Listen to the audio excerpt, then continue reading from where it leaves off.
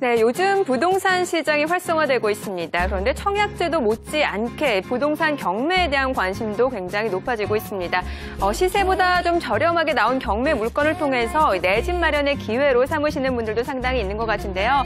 자, 보통 이제 부동산 경매하면은요, 뭐 아파트라든지 아니면 일반 주택 위주의 물건, 그리고 토지라든지 상가, 정말 하자가 없는 부동산 그 물건을 좀 경매로 낙찰받는 경우 많이들 생각하실 것 같습니다. 그런데 여기에서 조금만 벗어나 보신다면 틈새 시장에서 이제 고수익을 낼 수 있는 비법이 있다고 하거든요. 자, 오늘 라이브머니에서 그 비법을 좀 공개해 드리도록 하겠고요. 자, 오늘 라이브머니 핵심 키워드 먼저 좀 살펴보도록 하겠습니다.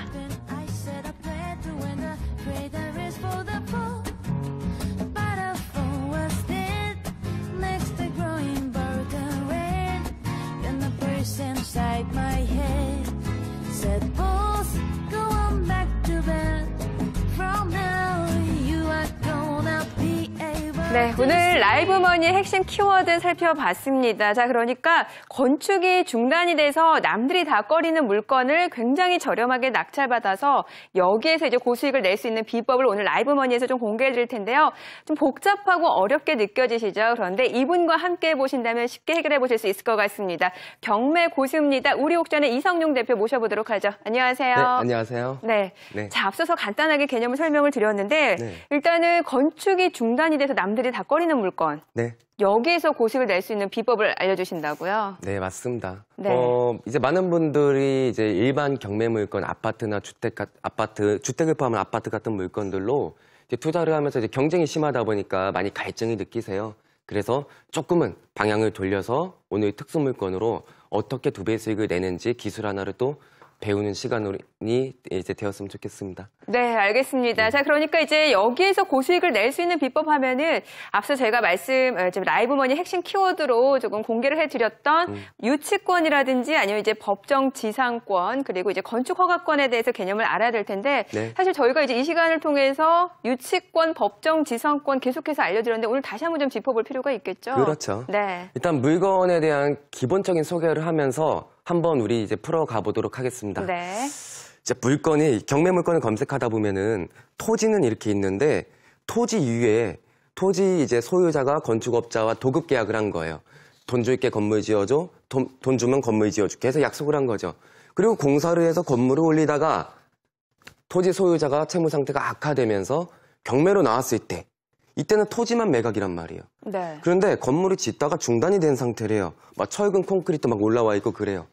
이 상태에서 토지가 경매로 나오게 되면은 많은 분들이 입찰에 참여할 수 있는 어떤 기회로 이제 잡지 못합니다. 네. 이유는요, 첫 번째. 자, 들어보세요.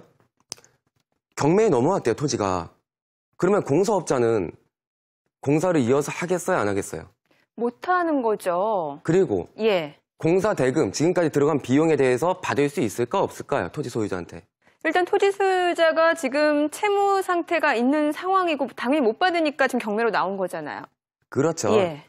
이랬을 때 공사업자는 그 물건에 유치권 신고를 합니다. 경매 진행 토지에. 네. 그래서 나 10억 받아야 되니까 이 돈 받을 때까지 아무한테도 토지 낙찰자한테도 안 줄 거야. 이렇게 대기하고 있단 말이에요.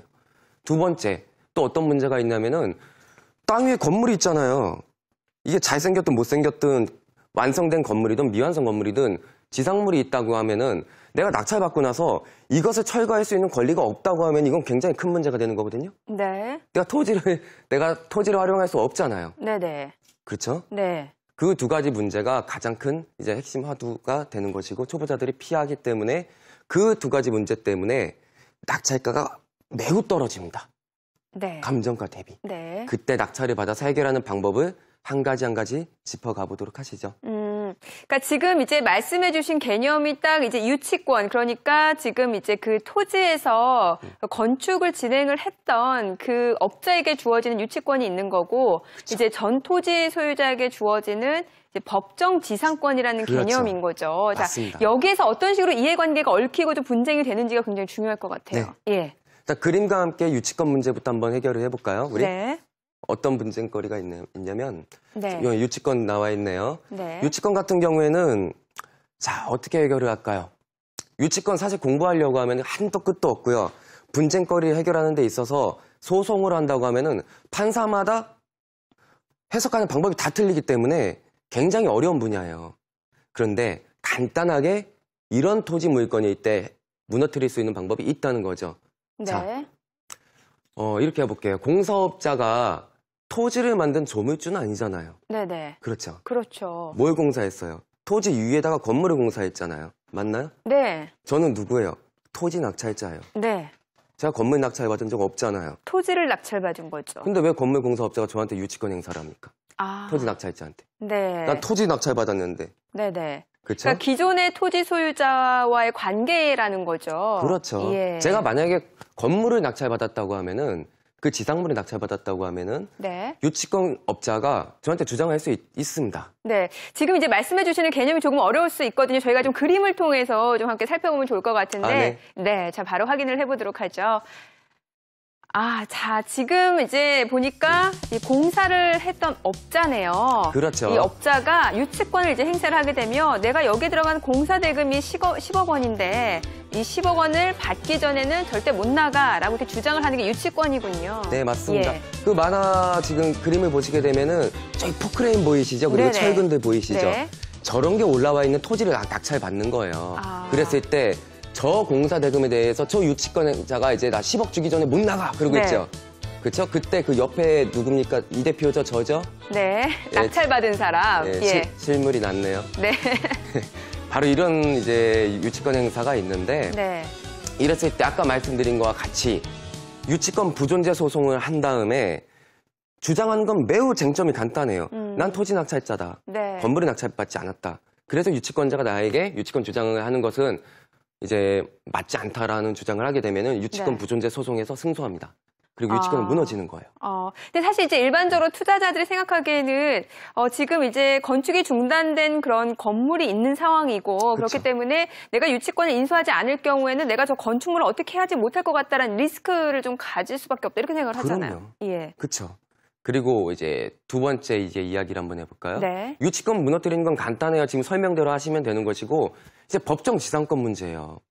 어쨌든 지상물의 소유자는 있어요. 누구겠어요? 네. 전 토지 소유자 아니에요. 그렇죠? 그렇죠. 그 소유자가 공사업자와 계약해서 한 거니까. 네.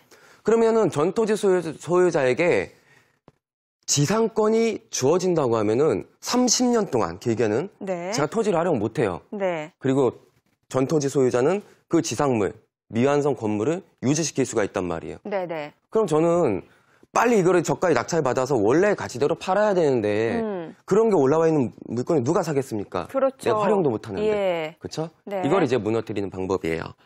법정 지상권 어렵게 생각하면 한도 끝도 없이 어려워지죠. 네, 일단 용어가 너무 어려워요. 그렇죠. 예. 지상권은 땅을 사용할 수 있는 권리고 네. 법정이라는 앞에 단어가 붙는 거는 법률의 규정을 줄여놓은 거거든요. 법률의 규정에 맞춰서 그 조건에 부합하면은 땅을 사용할 수 있는 지상권을 너한테 줄게라는 소리예요. 네. 그러니까 여기에서는 이제 기존의 토지 소유자의 권리가 되는 거죠. 그렇죠. 그 건물에 대해서. 네. 이거를 어떻게 이제 무너뜨리냐면은 간단합니다. 자, 법정 지상권이라는 이야기를 다루기 위한 태생이 되기 위해서는 네. 일단 부동산이어야 돼요. 땅도 부동산이죠. 네. 토지도 부동산이죠. 네. 건물도 부동산이죠.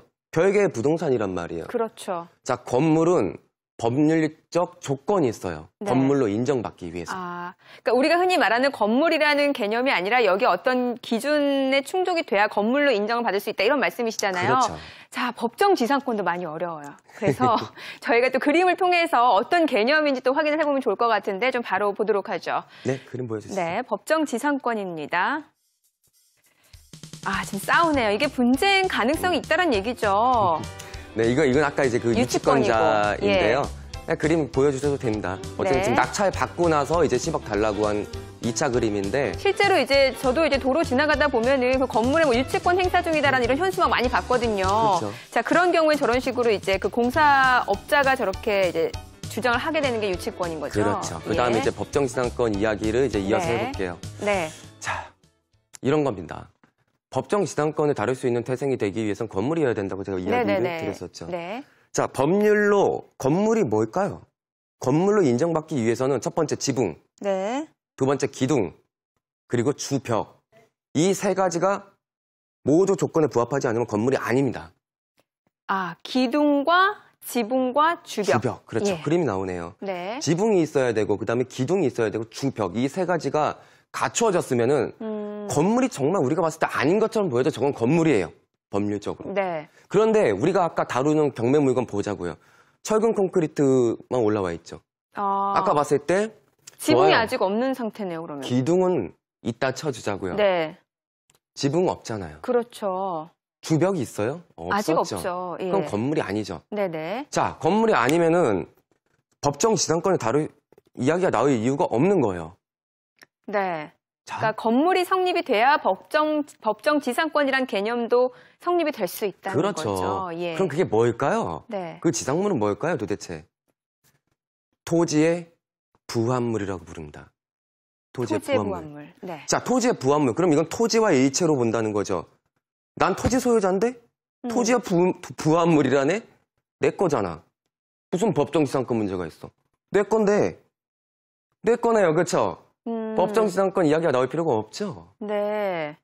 그러네요. 그렇죠. 아, 그러니까 이제 건물이다라는 게 이제 인정이 되면은 전 토지 소유자에게 법정 지상권이라는 그 권리가 그러니까 인정이 되는 권리가 거고. 성립될 수 있는지에 대해서 분쟁 다시 맞춰봐야 되는 거죠. 아, 그게 꼭 100% 성립이 아니라 그쵸. 분쟁의 소지가 있다 이런 말씀이시군요. 예. 법정 지상 만약에 저게 건물 인정받았다. 네. 그럼 법정 지상권이 성립하는지 안 하는지 그때 가서 다시 따져야 돼요. 아. 지금 따진 거는 네. 법정 지상권을 따질 수 있는 목적이 되는 물건인지 일단 아닌지를 얘기하는 거죠. 건물이라는 그 전제가 성립이 돼야 되니까. 아, 예, 정확합니다. 그 예. 표현이 맞죠.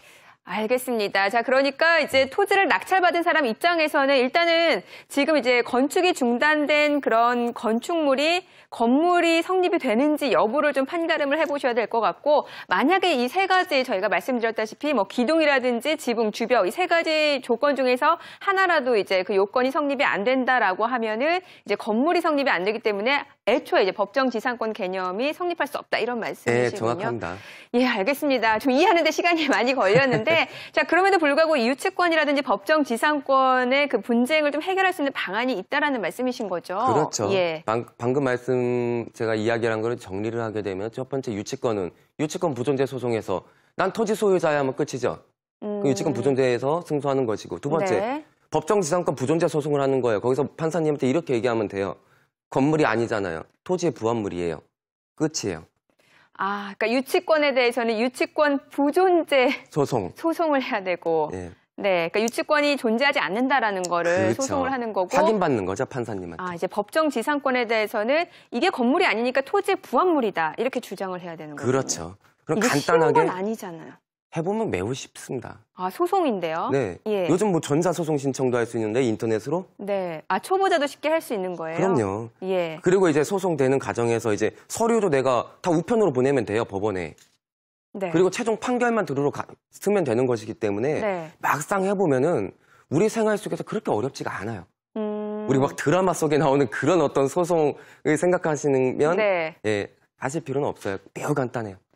굉장히 좀 골치가 많이 아플 것 같다는 생각이 드는데, 지금 이제 건물이 성립되는 요건까지 이제 살펴봤어요. 그렇다면은, 이제 만약에 유치권 부존재 소송에서도 이겼고, 법정지상권 부존재 소송에서도 이겼고, 그렇다면은 마지막으로 해야 되는 게? 있죠. 네. 이제 토지 리모델링의 영역인데, 네. 오늘 다 어려운 말 되게 많이 나온다. 그렇죠? 네네. 그렇죠. 많이 나와요.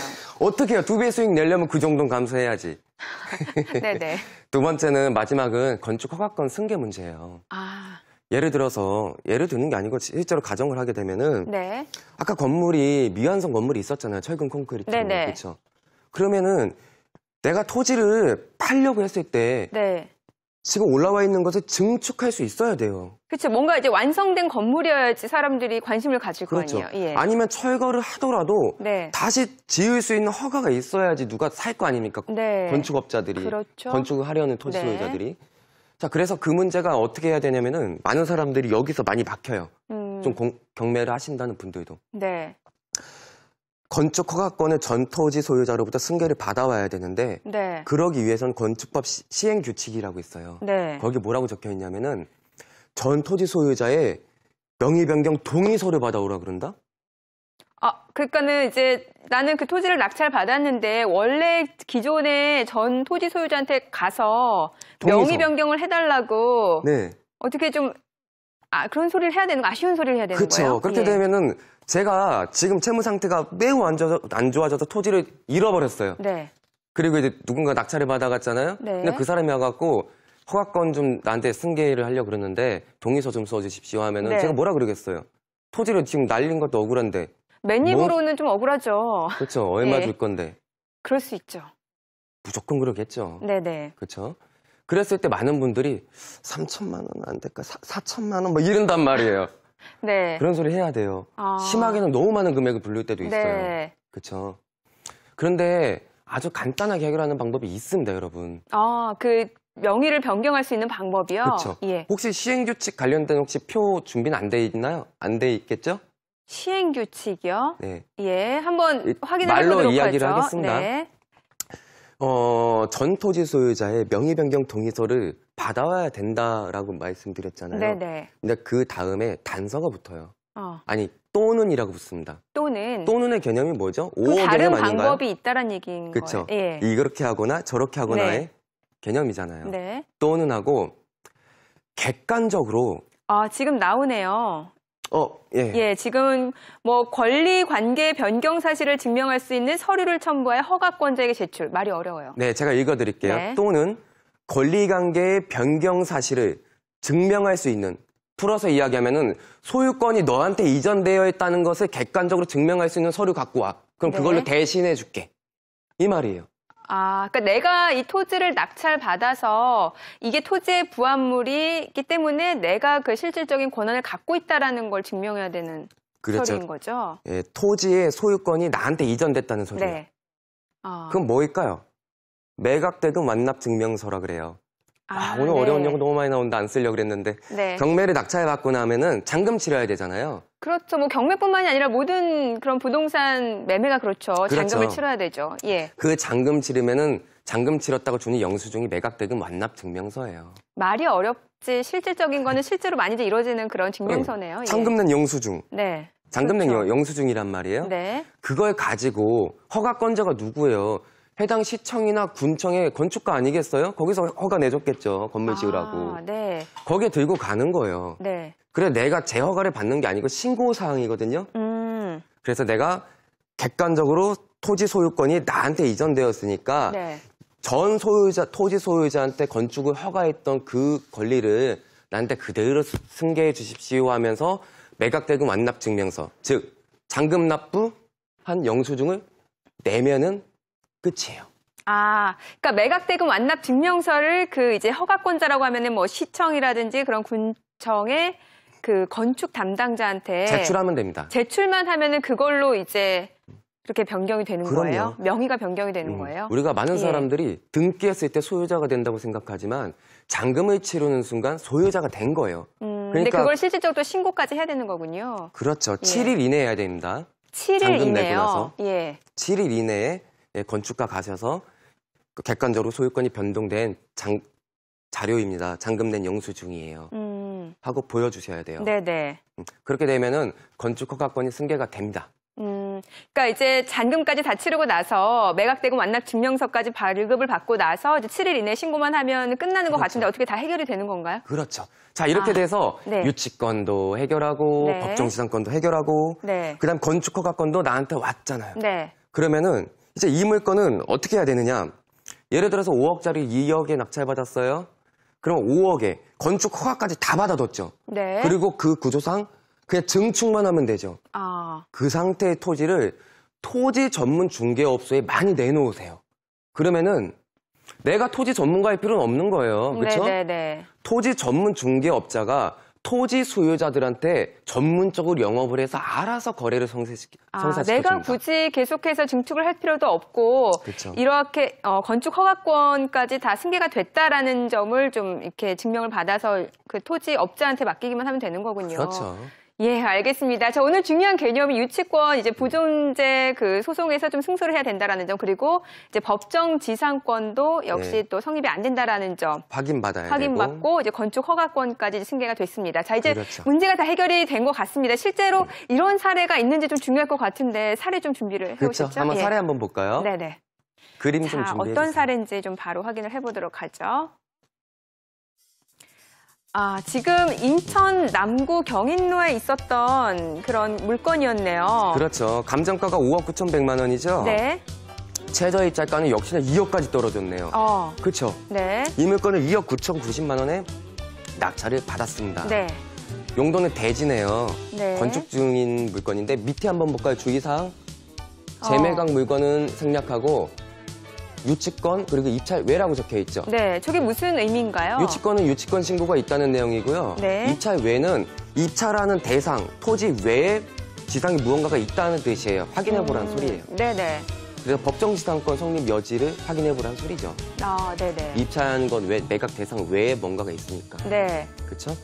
사진 있나요? 네, 지금 이제 사진이 나와 있는데 실제로 이제 이 물건이었습니다. 보니까 이제 증축이 되다, 그러니까 건축이 되다 만 물건이죠. 그렇죠. 예. 이제 시청자분들이 실제 사진을 보니까 이제 좀 확 와닿으실 거예요. 뭐 지금 지붕은 물론이고 기둥 주변 뭐 다 없는 상황이잖아요. 그렇죠. 예. 그래서 이 토지만 경매로 나왔는데 네. 지붕, 기둥, 주벽이 없으니까 법정지상권 개념이 나올 이유도 없고 이건 내 성립이 안 거잖아요. 되죠. 예. 토지의 부합물이라 그랬죠. 그렇죠. 끝났죠. 네. 유치권 행사해봤자 네. 전 이 건물, 이 지상물을 낙찰받은 사람이 아니에요. 네네. 이때 토지를 낙찰받은 사람이란 말이에요.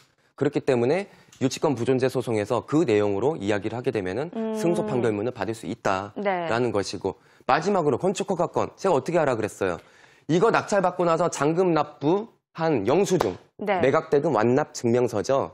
그렇죠? 그걸 들고 시청이나 아니면 시청이 없으면 군청에 가서 건축 담당자에게 제가 이 토지를 낙찰받아서 이젠 제가 소유자니까 네. 전 소유자한테 내줬던 건축허가권 좀 저한테 옮겨주세요라고 하면 끝. 그 다음에 어떻게 하라 그랬어요? 토지 전문 중개업소에 모두 내놓으라고요. 네. 그럼 중개업소도 자기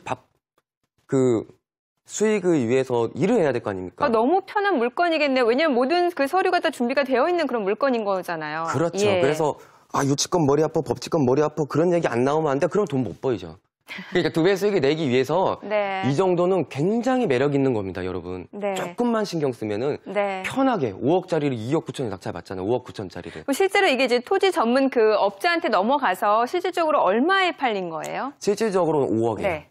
5억이에요? 네. 얼마만 해요? 이거 다 정리하는 데까지 딱 7개월 걸렸습니다. 그러니까 2억 9천에 낙찰을 받아서 5억에 7개월 만에. 네. 수익률이 어마어마한데요. 그렇죠. 예. 그러니까 조금 이 정도는 할 만하잖아요. 그렇죠? 네. 그래서 이렇게 수익을 보시면 좋겠습니다. 이런 물건 굉장히 많아요, 여러분. 인터넷 들어가셔가지고요. 경매 물건 검색하는 거 무료잖아요. 그런 다음에 그 토지만 매각 이렇게 체크를 하고 검색을 하게 되면은 전부 다 나오거든요. 네. 그럼 거기서 이런 논리로 갈 수 있는 물건들 찾으셔서 여러분들이 아파트 100번 했을 때 나올 수익을 한 번에 이렇게 올릴 수 있는 기회가 됐으면은 저는 정말 오늘 시간이 너무 소중할 것 같습니다. 네. 자, 그러니까 이제 건축이 중단된 그런 토지만 이제 경매로 나온 물건을 눈여겨보시고 여기에서 뭐 유치권이라든지 법정지상권, 건축 허가권까지 여러분들이 꼼꼼하게 살펴보셔야 될 텐데 다시 한번 우리 시청자 여러분들을 위해서 중요한 포인트 좀 간단하게 좀 짚어보도록 하죠. 네. 한번 쭉 정리를 해드릴게요. 이제 마지막으로. 네. 오늘 어려운 용어가 많이 나왔으니까. 너무 머리가 아프죠, 그쵸? 사실. 예. 이런 물건, 사진은 그냥 나오면 좋을 텐데. 네. 예, 이런 물건이 나왔을 때는 보자고요. 유치권 문제 어떻게 해결한다 그랬죠? 유치권 공사업자가 주장했을 때 나는 토지만 낙찰받았기 때문에 건물 공사업자가 토지 소유자한테는 주장을 못한단 말이에요. 그러니까 난 토지를 낙찰받은 사람이잖아요. 그렇죠. 그러니까 유치권 부존재 소송을 통해서 나는 토지 소유자인데 건축 건물 공사업자가 저한테 유치권 주장을 합니다. 이렇게 이야기를 하게 되면 유치권 부존재 소송에서 유치권 너 토지 소유자한테 주장하지 마라고 판결을 해줘요. 간단해요. 두 번째, 법정지상권 문제. 건물이어야 된다 그랬죠. 여러분들이 물건을 고르실 때 이런 물건을 골라야 돼요. 또 지붕, 기둥, 주벽까지 다 갖춰진 거 고르시면 또 건물입니다. 그게. 그러면 따르게 또 해결해 가는 과정은 있는데 편하게 가기 위해서는 이렇게 지붕, 기둥, 주벽 중에 하나라도 빠진 것 고르셔야 되거든요. 그 다음에 법정지상권 부존재 소송을 하신 다음에 이거는 지붕과 기둥, 주벽 중에서 뭐뭐가 빠졌으니 건물이 아닙니다. 라고 말을 하게 되면은 토지의 부합물이 돼서 그냥 내 소유가 돼버리는 거예요. 그러면 이 상태에서 건축허가권 어떻게 한다 그랬죠? 경매 낙찰받고 잔금 납부한 영수증 가지고 시청 혹은 군청에 간 다음에 제가 새로운 토지 소유자이오니 전 토지 소유자한테 내줬던 건축허가권을 저한테 승계해 주세요. 그러면은 그대로 이 물건을 증축할 수 있는 권리, 건축허가권까지 저한테 있는 거니까 이 상태에서 토지 전문 중개업소에 쫙 내놓으면은 전문 중개업소 소장님들께서 알아서 적극적으로 영업해서 팔아주실 겁니다. 네. 그렇게 2배 수익이 되는 과정이에요. 알겠습니다. 이제 좀 알기 쉽게 설명을 해주셨는데 잠깐 한 가지 더 궁금한 게 생겼어요. 지금 일단은 분명히 내가 입찰에 참여했을 때만 하더라도 이게 건물 상태가 아니었는데 그 경매가 진행되는 과정에서 만약에 이제 그렇죠. 기둥 그리고 지붕, 주벽 이렇게 3가지 중에서 지붕만 없던 상태였어요. 그런데 지붕이 완성될 수도 있는 거잖아요. 그럼 어떻게 되는 거예요? 아 정말 네, 갑자기 궁금해졌어요. 네, 무서운 질문인데 네. 내가 경매를 낙찰받았을 때 분명 지붕, 기둥, 주벽 중에 하나가 빠졌어요. 네. 근데 잔금 납부를 한 딱 시점에 그걸 완성시킨 거야. 갑자기 지붕이 생겼어. 네, 그럼 어떻게 해야 돼요? 이러면 이제는 건물입니다. 건물이 되어버리는 거야. 아, 이랬을 때는 이제 다시 진짜 이건 법정지상권이 성립하는지 안 하는지 다시 따지고 들어가 버려야 되는 거예요.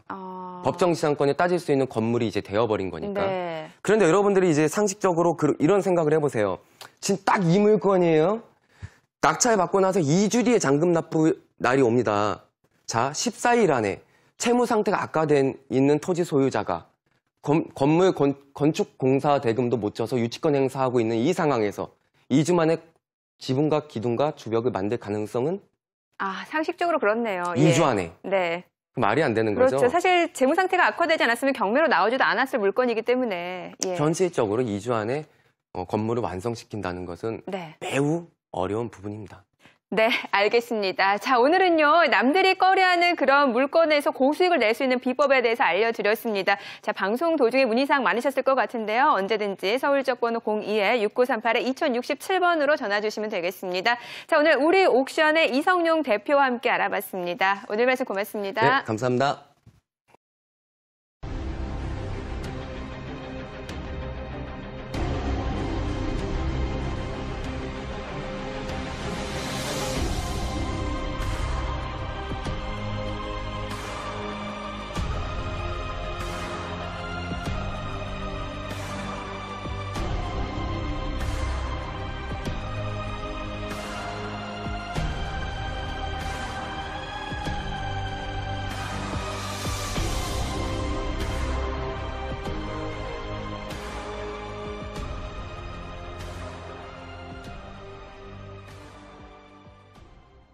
어떤 분쟁거리가 있냐면 네. 유치권 나와 있네요. 네. 유치권 같은 경우에는 자 어떻게 해결을 할까요?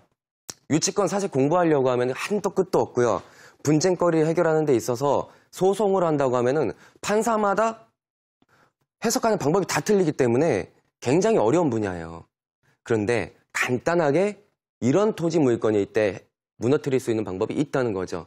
네. 자, 이렇게 해볼게요. 공사업자가 토지를 만든 조물주는 아니잖아요. 네네. 그렇죠. 그렇죠. 뭘 공사했어요? 토지 위에다가 건물을 공사했잖아요. 맞나요? 네. 저는 누구예요?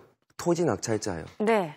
제가 건물 낙찰 받은 적 없잖아요. 토지를 낙찰받은 거죠. 근데 왜 건물 공사업자가 저한테 유치권 행사를 합니까? 아. 토지 낙찰자한테. 네. 난 토지 낙찰 받았는데. 네네. 그렇죠? 그러니까 기존의 토지 소유자와의 관계라는 거죠. 그렇죠. 예. 제가 만약에 건물을 낙찰받았다고 하면은 그 지상물을 낙찰받았다고 하면은 네. 유치권 업자가 저한테 주장할 수 있습니다. 네. 지금 이제 말씀해 주시는 개념이 조금 어려울 수 있거든요. 저희가 좀 그림을 통해서 좀 함께 살펴보면 좋을 것 같은데. 아, 네. 네. 자, 바로 확인을 해보도록 하죠. 아, 자, 지금 이제 보니까 이 공사를 했던 업자네요. 그렇죠. 이 업자가 유치권을 이제 행사를 하게 되면 내가 여기 들어간 공사 대금이 10억 원인데 이 10억 원을 받기 전에는 절대 못 나가라고 이렇게 주장을 하는 게 유치권이군요. 네, 맞습니다. 예. 그 만화 지금 그림을 보시게 되면은 저기 포크레인 보이시죠? 그리고 네네. 철근들 보이시죠? 네. 저런 게 올라와 있는 토지를 낙찰 받는 거예요. 아. 그랬을 때 저 공사 대금에 대해서 저 유치권자가 이제 나 10억 주기 전에 못 나가 그러고 네. 있죠. 그렇죠? 그때 그 옆에 누굽니까? 이 대표죠, 저죠? 네. 낙찰받은 사람. 예, 예. 실물이 났네요. 네. 바로 이런 이제 유치권 행사가 있는데 네. 이랬을 때 아까 말씀드린 거와 같이 유치권 부존재 소송을 한 다음에 주장하는 건 매우 쟁점이 간단해요. 난 토지 낙찰자다. 네. 건물이 낙찰받지 않았다. 그래서 유치권자가 나에게 유치권 주장을 하는 것은 이제 맞지 않다라는 주장을 하게 되면은 유치권 네. 부존재 소송에서 승소합니다. 그리고 유치권은 무너지는 거예요. 근데 사실 이제 일반적으로 투자자들이 생각하기에는 지금 이제 건축이 중단된 그런 건물이 있는 상황이고 그쵸. 그렇기 때문에 내가 유치권을 인수하지 않을 경우에는 내가 저 건축물을 어떻게 하지 못할 것 같다라는 리스크를 좀 가질 수밖에 없다 이렇게 생각을 하잖아요. 예. 그렇죠. 그리고 이제 두 번째 이제 이야기를 한번 해볼까요? 네. 유치권 무너뜨리는 건 간단해요. 지금 설명대로 하시면 되는 것이고 이제 법정 지상권 문제예요. 어쨌든 지상물의 소유자는 있어요. 누구겠어요? 네. 전 토지 소유자 아니에요. 그렇죠? 그렇죠. 그 소유자가 공사업자와 계약해서 한 거니까. 네. 그러면은 전 토지 소유자에게 지상권이 주어진다고 하면은 30년 동안 길게는 네. 제가 토지를 활용 못 해요. 네. 그리고 전 토지 소유자는 그 지상물, 미완성 건물을 유지시킬 수가 있단 말이에요. 네네. 그럼 저는 빨리 이거를 저가에 낙찰받아서 원래 가치대로 팔아야 되는데 그런 게 올라와 있는 물건을 누가 사겠습니까? 그렇죠. 내가 활용도 못 하는데. 예. 그렇죠? 네. 이걸 이제 무너뜨리는 방법이에요. 법정 지상권 어렵게 생각하면 한도 끝도 없이 어려워지죠. 네, 일단 용어가 너무 어려워요. 그렇죠. 예. 지상권은 땅을 사용할 수 있는 권리고 네. 법정이라는 앞에 단어가 붙는 거는 법률의 규정을 줄여놓은 거거든요. 법률의 규정에 맞춰서 그 조건에 부합하면은 땅을 사용할 수 있는 지상권을 너한테 줄게라는 소리예요. 네. 그러니까 여기에서는 이제 기존의 토지 소유자의 권리가 되는 거죠. 그렇죠. 그 건물에 대해서. 네. 이거를 어떻게 이제 무너뜨리냐면은 간단합니다. 자, 법정 지상권이라는 이야기를 다루기 위한 태생이 되기 위해서는 네. 일단 부동산이어야 돼요. 땅도 부동산이죠. 네. 토지도 부동산이죠. 네. 건물도 부동산이죠. 별개의 부동산이란 말이에요. 그렇죠. 자, 건물은 법률적 조건이 있어요. 네. 건물로 인정받기 위해서. 그러니까 우리가 흔히 말하는 건물이라는 개념이 아니라 여기 어떤 기준에 충족이 돼야 건물로 인정을 받을 수 있다 이런 말씀이시잖아요. 그렇죠. 자, 법정 지상권도 많이 어려워요. 그래서 저희가 또 그림을 통해서 어떤 개념인지 또 확인을 해보면 좋을 것 같은데 좀 바로 보도록 하죠. 네, 그림 보여주세요. 네, 법정 지상권입니다. 지금 싸우네요. 이게 분쟁 가능성이 있다는 얘기죠. 네, 이건 아까 이제 그 유치권자인데요. 예. 그림 보여주셔도 됩니다. 어쨌든 네. 지금 낙찰 받고 나서 이제 10억 달라고 한 2차 그림인데. 실제로 저도 도로 지나가다 보면은 그 건물에 뭐 유치권 행사 중이다라는 이런 현수막 많이 봤거든요. 그렇죠. 자, 그런 경우에 저런 식으로 이제 지금 올라와 있는 것을 증축할 수 있어야 돼요. 그렇죠. 뭔가 이제 완성된 건물이어야지 사람들이 관심을 가질 그렇죠. 거 아니에요. 예. 아니면 철거를 하더라도 네. 다시 지을 수 있는 허가가 있어야지 누가 살 거 아닙니까? 네. 건축업자들이. 그렇죠. 건축을 하려는 토지 네. 소유자들이. 자, 그래서 그 문제가 어떻게 해야 되냐면은 많은 사람들이 여기서 많이 막혀요. 좀 경매를 하신다는 분들도. 네. 건축 허가권을 전 토지 소유자로부터 승계를 받아와야 되는데 네. 그러기 위해서는 건축법 시행 규칙이라고 있어요. 네. 거기 뭐라고 적혀 있냐면은 전 토지 소유자의 명의 변경 동의서를 받아오라 그런다? 그러니까는 이제 나는 그 토지를 낙찰 받았는데 원래 기존의 전 토지 소유자한테 가서 동의서. 명의 변경을 해달라고 네. 어떻게 좀 그런 소리를 해야 되는 거 아쉬운 소리를 해야 되는 그쵸. 거예요? 그렇게 되면은 제가 지금 채무 상태가 매우 안 좋아져서 토지를 잃어버렸어요. 네. 그리고 이제 누군가 낙찰을 받아갔잖아요. 네. 근데 그 사람이 와갖고 허가권 좀 나한테 승계를 하려고 그러는데 동의서 좀 써주십시오 하면은 네. 제가 뭐라 그러겠어요. 토지를 지금 날린 것도 억울한데. 맨입으로는 좀 억울하죠. 그렇죠. 얼마 예. 줄 건데. 그럴 수 있죠. 무조건 그러겠죠. 네네. 그렇죠. 그랬을 때 많은 분들이 3천만 원 안 될까? 4천만 원 뭐 이런단 말이에요. 네. 그런 소리 해야 돼요. 심하게는 너무 많은 금액을 부를 때도 있어요. 네. 그렇죠. 그런데 아주 간단하게 해결하는 방법이 있습니다, 여러분. 그 명의를 변경할 수 있는 방법이요? 그렇죠. 예. 혹시 시행규칙 관련된 혹시 표 준비는 안 돼 있나요? 안 돼 있겠죠? 시행규칙이요? 네. 예, 한번 확인해 말로 보도록 이야기를 하죠. 하겠습니다. 네. 전 토지 소유자의 명의 변경 동의서를 받아와야 된다라고 말씀드렸잖아요. 네네. 근데 그 다음에 단서가 붙어요. 아니, 또는이라고 붙습니다. 또는. 또는의 개념이 뭐죠? 그 5억 다른 개념 아닌가요? 방법이 있다는 얘기인 그쵸? 거예요. 예. 이렇게 하거나 저렇게 하거나의 네. 개념이잖아요. 네. 또는 하고 객관적으로 지금 나오네요. 예. 예, 지금 뭐 권리 관계 변경 사실을 증명할 수 있는 서류를 첨부하여 허가권자에게 제출. 말이 어려워요. 네, 제가 읽어드릴게요. 네. 또는 권리관계의 변경 사실을 증명할 수 있는, 풀어서 이야기하면은 소유권이 너한테 이전되어 있다는 것을 객관적으로 증명할 수 있는 서류 갖고 와. 그럼 네. 그걸로 대신해 줄게. 이 말이에요. 아, 그러니까 내가 이 토지를 낙찰받아서 이게 토지의 부합물이기 때문에 내가 그 실질적인 권한을 갖고 있다라는 걸 증명해야 되는 그렇죠. 서류인 거죠. 예, 토지의 소유권이 나한테 이전됐다는 소리예요. 네. 그럼 뭐일까요? 매각대금 완납 증명서라 그래요. 오늘 네. 어려운 용어 너무 많이 나온다. 안 쓰려고 그랬는데. 네. 경매를 낙찰받고 나면은 잔금 치러야 되잖아요. 그렇죠. 뭐 경매뿐만이 아니라 모든 그런 부동산 매매가 그렇죠. 그렇죠. 잔금을 치러야 되죠. 예. 그 잔금 치르면은 잔금 치렀다고 주는 영수증이 매각대금 완납 증명서예요. 말이 어렵지 실질적인 거는 실제로 많이들 이루어지는 그런 증명서네요. 예. 잔금 낸 영수증. 네. 잔금 낸 그렇죠. 영수증이란 말이에요. 네. 그걸 가지고 허가권자가 누구예요? 해당 시청이나 군청의 건축가 아니겠어요? 거기서 허가 내줬겠죠. 건물 지으라고. 네. 거기에 들고 가는 거예요. 네. 그래 내가 재허가를 받는 게 아니고 신고사항이거든요. 그래서 내가 객관적으로 토지 소유권이 나한테 이전되었으니까 네. 전 소유자, 토지 소유자한테 건축을 허가했던 그 권리를 나한테 그대로 승계해 주십시오 하면서 매각대금 완납 증명서, 즉 잔금 납부한 영수증을 내면은 끝이에요.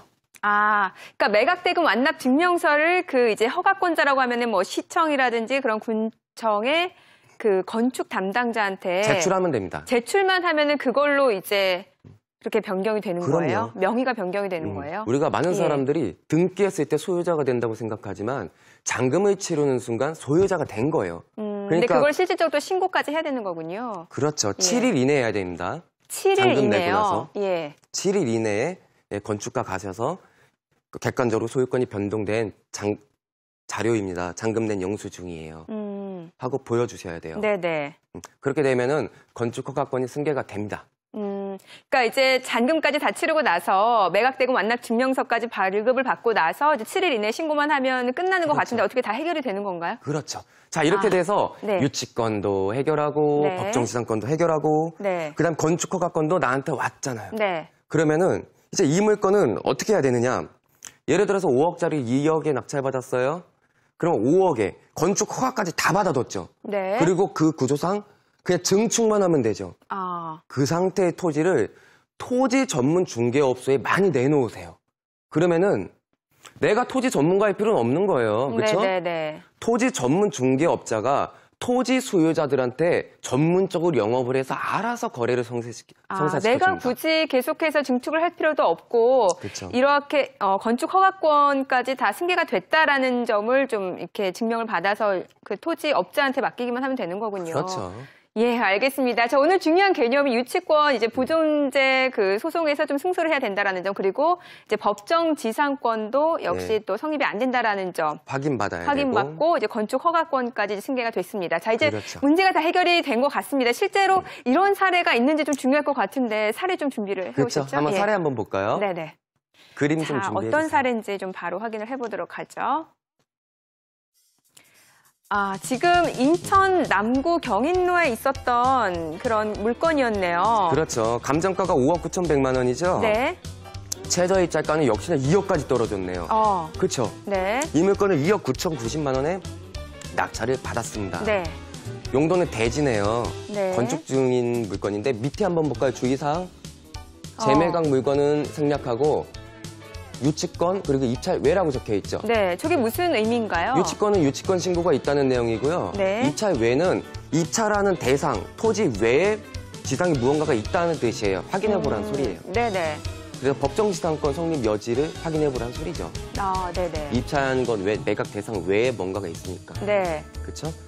사진 있나요? 네, 지금 이제 사진이 나와 있는데 실제로 이제 이 물건이었습니다. 보니까 이제 증축이 되다, 그러니까는 건축이 되다 만 물건이죠. 그렇죠. 예. 이제 시청자분들이 실제 사진을 보니까 이제 좀 확 와닿으실 거예요. 뭐 지금 지붕은 물론이고 기둥, 주변 뭐 다 없는 상황이잖아요. 그렇죠. 예. 그래서 이 토지만 경매로 나왔는데 네. 지붕, 기둥, 주벽이 없으니까 법정지상권 개념이 나올 이유도 없고 이건 내 성립이 거잖아. 안 됐죠. 예. 토지의 부합물이라 그랬죠. 그렇죠. 끝났죠. 네. 유치권 행사해봤자 네. 전 이 건물, 이 지상물을 낙찰받은 사람이 아니에요. 네네. 이때 토지를 낙찰받은 사람이란 말이에요. 그렇기 때문에 유치권 부존재 소송에서 그 내용으로 이야기를 하게 되면은 승소 판결문을 받을 수 있다라는 것이고 마지막으로 건축허가권 제가 어떻게 하라 그랬어요. 이거 낙찰받고 나서 잔금 납부한 영수증, 매각대금 완납 증명서죠.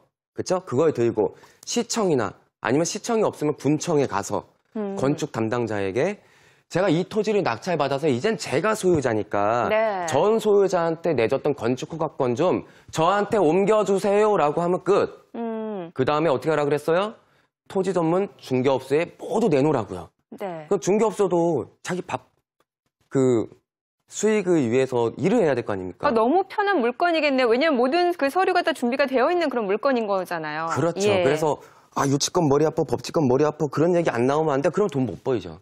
그러니까 2배 수익을 내기 위해서 이 정도는 굉장히 매력 있는 겁니다, 여러분. 조금만 신경 쓰면은 편하게 5억짜리를 2억 9천에 낙찰받잖아요. 5억 9천짜리를. 실제로 이게 이제 토지 전문 그 업자한테 넘어가서 실질적으로 얼마에 팔린 거예요? 실질적으로는 5억이에요. 5억이에요? 얼마만 해요? 이거 다 정리하는 데까지 딱 7개월 걸렸습니다. 그러니까 2억 9천에 낙찰을 받아서 5억에 7개월 만에. 수익률이 어마어마한데요? 그렇죠. 그러니까 조금 이 정도는 할만하잖아요. 그렇죠? 그래서 이렇게 수익을 보시면 좋겠습니다. 이런 물건 굉장히 많아요, 여러분. 인터넷 들어가셔가지고요. 경매 물건 검색하는 거 무료잖아요. 그런 다음에 그 토지만 매각 이렇게 체크를 하고 검색을 하게 되면은 전부 다 나오거든요. 그럼 거기서 이런 논리로 갈 수 있는 물건들 찾으셔서 여러분들이 아파트 100번 했을 때 나올 수익을 한 번에 이렇게 올릴 수 있는 기회가 됐으면은 저는 정말 오늘 시간이 너무 소중할 것 같습니다.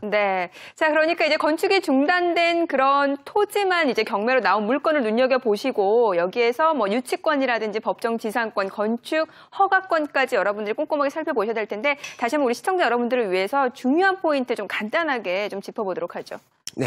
한번 쭉 정리를 해드릴게요. 이제 마지막으로 오늘 어려운 용어가 많이 나왔으니까. 너무 머리가 아프죠, 사실. 이런 물건 사진은 그냥 나오면 좋을 텐데. 이런 물건이 나왔을 때는 요즘 부동산 시장이 활성화되고 있습니다. 그런데 청약제도 못지않게 부동산 경매에 대한 관심도 굉장히 높아지고 있습니다. 시세보다 좀 저렴하게 나온 경매 물건을 통해서 내 집 마련의 기회로 삼으시는 분들도 상당히 있는 것 같은데요.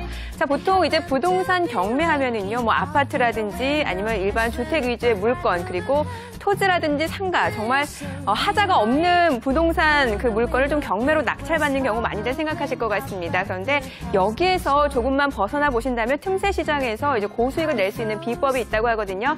자, 오늘 라이브머니에서 그 비법을 좀 공개해 드리도록 하겠고요. 자, 오늘 라이브머니 핵심 키워드 먼저 좀 살펴보도록 하겠습니다.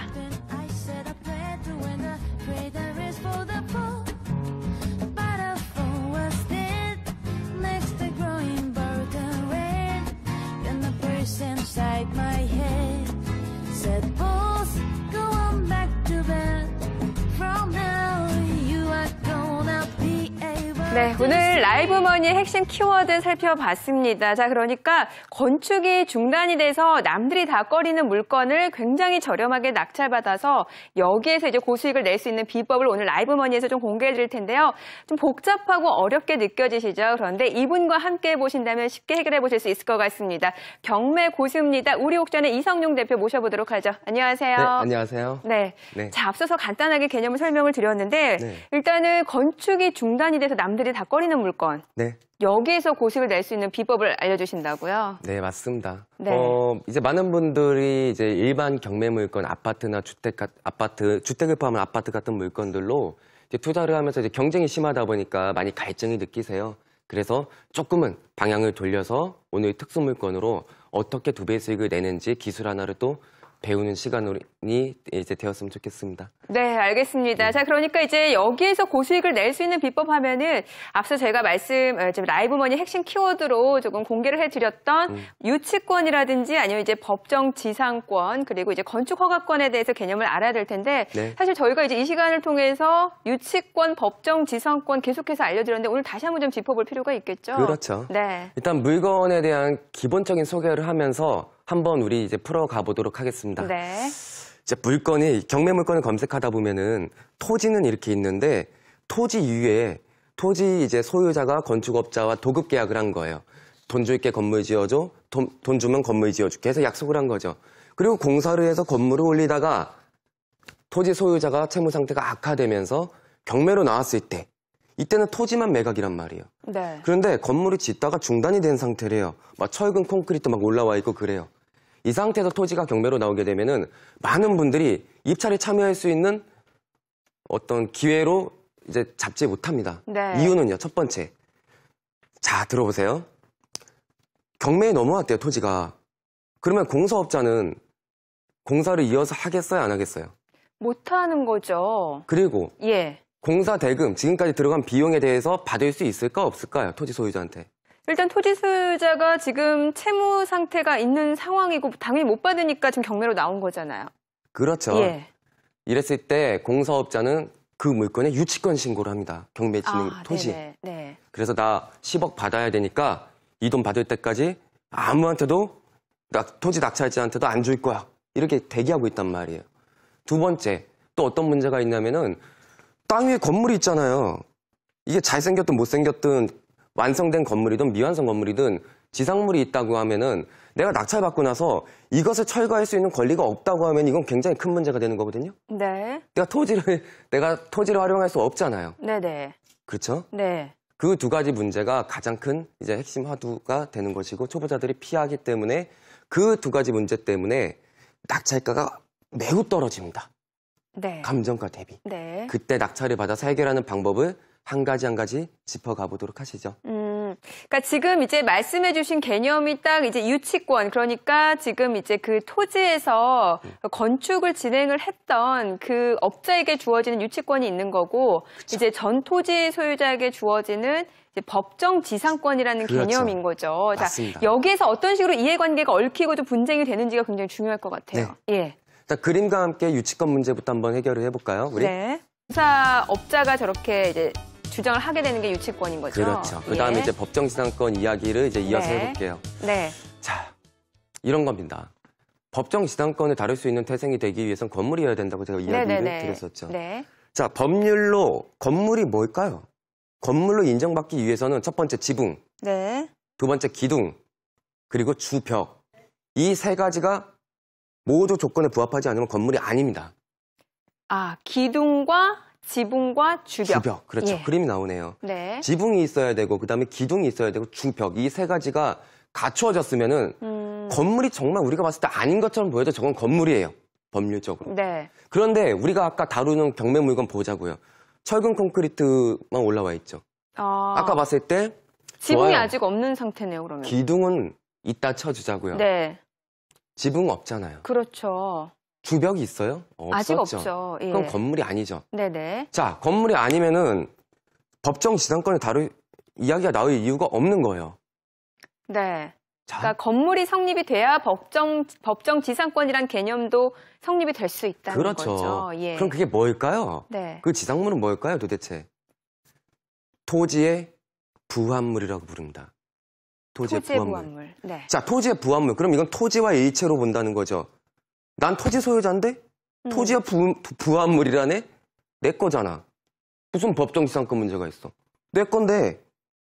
내 거네요. 그렇죠? 법정지상권 이야기가 나올 필요가 없죠. 네. 그러네요. 그렇죠. 아, 그러니까 이제 건물이다라는 게 이제 인정이 되면은 전 토지 소유자에게 법정 지상권이라는 그 권리가 인정이 되는 권리가 거고. 성립될 수 있는지에 대해서 분쟁 다시 맞춰봐야 되는 거죠. 아, 그게 꼭 100% 성립이 아니라 그쵸. 분쟁의 소지가 있다 이런 말씀이시군요. 예. 법정지상 만약에 저게 건물 인정받았다. 네. 그럼 법정지상권이 성립하는지 안 하는지 그때 가서 다시 따져야 돼요. 아. 지금 따진 거는 네. 법정지상권을 따질 수 있는 목적이 되는 물건인지 일단 아닌지를 얘기하는 거죠. 건물이라는 그 전제가 성립이 돼야 되니까. 아, 네, 정확합니다. 그 표현이 맞죠.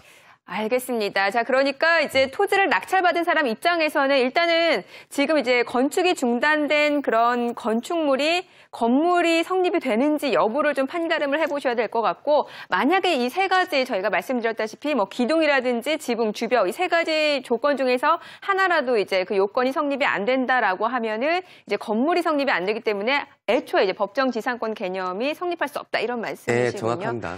예, 알겠습니다. 좀 이해하는데 시간이 많이 걸렸는데 자, 그럼에도 불구하고 이 유치권이라든지 법정지상권의 그 분쟁을 좀 해결할 수 있는 방안이 있다라는 말씀이신 거죠. 그렇죠. 예. 방금 말씀 제가 이야기한 거를 정리를 하게 되면 첫 번째 유치권 부존재 소송에서 난 토지 소유자야 하면 끝이죠. 그 유치권 부존재에서 승소하는 것이고 두 번째 네. 법정지상권 부존재 소송을 하는 거예요. 거기서 판사님한테 이렇게 얘기하면 돼요.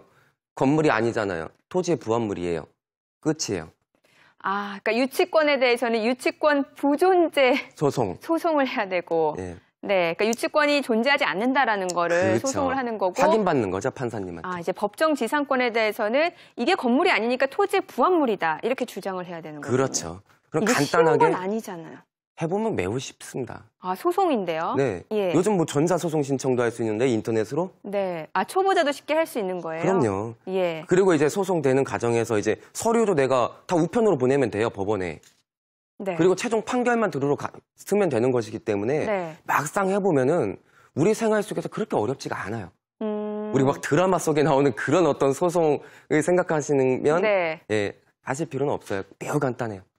굉장히 좀 좀 골치가 많이 아플 것 같다는 생각이 드는데, 지금 이제 건물이 성립되는 요건까지 이제 살펴봤어요. 그렇다면은, 이제 만약에 유치권 부존재 소송에서도 이겼고, 법정지상권 부존재 소송에서도 이겼고, 그렇다면은 마지막으로 해야 되는 게? 있죠. 네. 이제 토지 리모델링의 영역인데, 네. 오늘 다 어려운 말 되게 많이 나온다. 그렇죠? 네네. 그렇죠. 많이 나와요. 어떻게 해요? 2배 수익 내려면 그 정도는 감수해야지. 네네. 두 번째는 마지막은 건축 허가권 승계 문제예요. 아. 예를 드는 게 아니고 실제로 가정을 하게 되면은 네. 아까 건물이 미완성 건물이 있었잖아요. 철근 콘크리트. 네네. 그렇죠. 그러면은 내가 토지를 팔려고 했을 때 네.